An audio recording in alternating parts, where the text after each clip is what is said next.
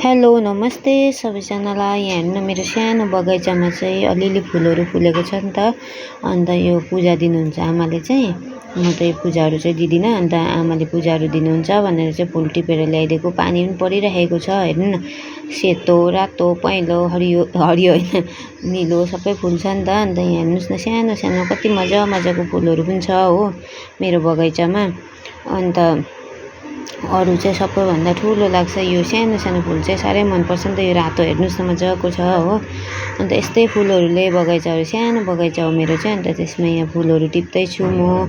पानी परेको छ त छाता ओढेर भए पनि टिपिदिनु अरे नि त। आमाले फुल टिपेर ल्याउ न भन्नुहुँदै थियो त। अन्त ल्याइदिन्छु म आफै ल्याउँछु भनेर चाहिँ म गएर यहाँ हेर्नु फुलहरू टिप्दैछु। टप्पा टप्पी टिप्नु त मजा आउँछ नि त। रोप्नु यसलाई ल्याएर स्याहार्नु कति साह्रो छ र पनि अब फुलेको छ यति मजाले। मलाई चाहिँ यो चाहिँ लक्ष्मी दिदीले दिनुभएको फुल हो नक्सलबारीबाट हो।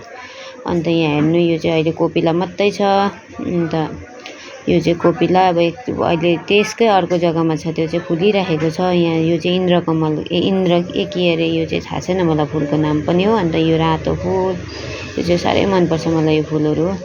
अन्त यो पनि उठाउनु पर्यो सबै उठाइदिनु पर्यो। माथिबाट पानी झर्दै थियो नि त त्यो उयसको पानी। अन्त त्यो पनि त्यसमै पर्दै रहेछ। अन्त यो उठाएर यो फुल अघि देखाएको थिएँ नि मैले तपाईँलाई कोपिला त्यो चाहिँ यो हो। अन्त यो सेतोहरू हो। सेतो चाहिँ अझै छोडेछु मैले। अन्त फेरि टिपेको नि त सेतोलाई चाहिँ। अन्त अरू चाहिँ अरू फुलहरू पनि छ यस्तै छ। अब सानो सानो बगैँचामा बेसी फुल त के हुन्थ्यो होला र। तर पनि यस्तैहरू छ। निकै हुन्छ घरमा दुई घरमा पूजा दिनु त पुग्छ। अब हाम्रो घरमा र माथि भाइको घरमा पुगिहाल्छ दुईजनाकोमा पुरा आमाले दिनुहुन्छ। अन्त माथि चाहिँ भाइले बुहारीले। अन्त फुल चाहिँ मैले त्यतिकै त्यहाँ राखेर हल्लाएको थिएँ झऱ्यो नि त टप्लक्कै।